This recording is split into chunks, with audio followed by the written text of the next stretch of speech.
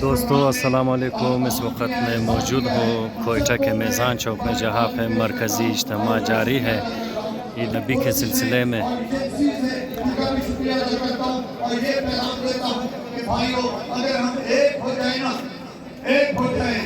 इंशाअल्लाह फ़लस्तीन को हम फतह करके रखेंगे।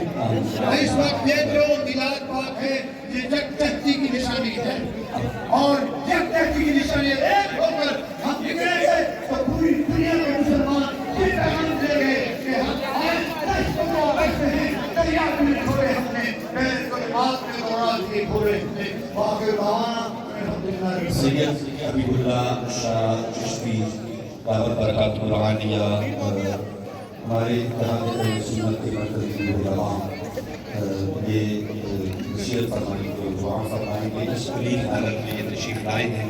मैं डीसी साहब अल्लाह ताला इनको बरकतें अता फरमाए, बहुत ज़बरदस्त कोऑपरेट किया डीसी साहब ने हमारे, और हर मौके पर हमारे डीसी साहब हैं और हमारे डीसी साहब ने भरपूर हमारे साथ ताउन किया। अल्लाह ताला इनको बेहतरीन इसकी जज़ा अता फरमाए। बस डीसी साहब की दुआ है और हमारे ख्याल इंशाअल्लाह